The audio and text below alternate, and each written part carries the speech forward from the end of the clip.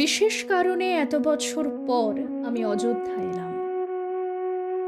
মাননীয় বিচারক, এলাম আমার মায়ের জন্মভূমি খুঁজতে। না, আমার কি ধর্ম আমি জানি না। জানি না আমার বাবা কে।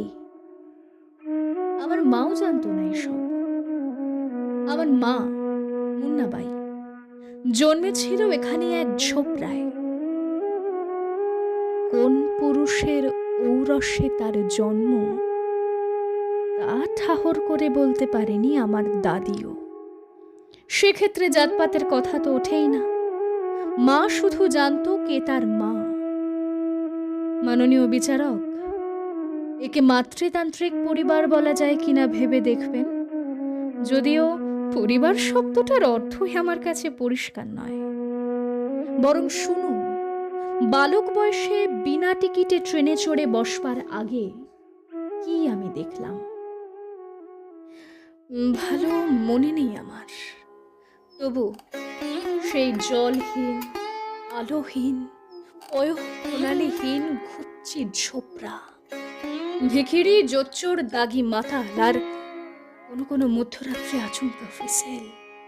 ঘরে ঢুকে পড়তো পেটমোটা উন্মত্ত থানেদার, মুখে মদের গন্ধ, পান খাওয়া কুৎসিত হাসি। মা আমাকে ঠেলে বের করে দিত। সেই রাত, সেই অসংখ্য নক্ষত্রের রাত, সোনালি হ্যালোজেনের রাত আমি কাটিয়ে দিতাম রাস্তার পাশে দেওয়ালে ঠেস দিয়ে। অভিজ্ঞতা থেকে বলতে পারতাম ঠিক কতদিন পর থেকে মা আবার শুরু করবে বমি। ব্যাস, এই তো সব।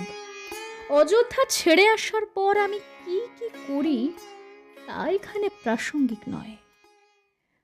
মাননীয় বিচারক, আমি শুধু জেনেছিলাম যৌবন থাকতে থাকতেই ঝোপড়া থেকে ডালান, তা থেকে শীষমহল পর্যন্ত পৌঁছতে পেরেছিল আমার মা। তারপর জীবনের লাত খেতে খেতে ঝোপড়া ফিরেই সে মরে।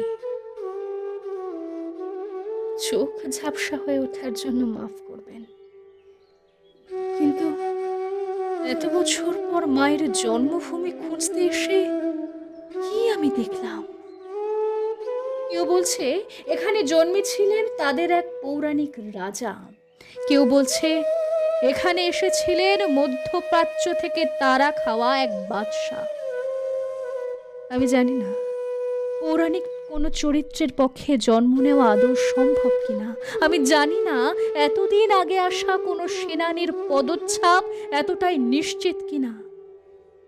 কিন্তু আমি জানি আমার মা এখানে জন্মেছিলেন, এখানেই। কেননা আমিও যে জন্মেছি এখানে। আমার এন্তেকালের ভয় নেই, আখেরাতের লোভ নেই। মন্দার বা অমৃত আমাকে আকৃষ্ট করে না। শুধু এই ঝোপড়ার জন্য, এই জন্মভূমির জন্য আমার রোজা, আমার উপবাস, অষ্টপ্রহর প্রার্থনা, 5 ওয়াক্ত নামাজ। মাননীয় বিচারক, রহম করুন, আমার মাতৃভূমি আমাকে ফিরিয়ে দিন, ফিরিয়ে দিন। আমি মরিয়া হয়ে উঠবার আগে।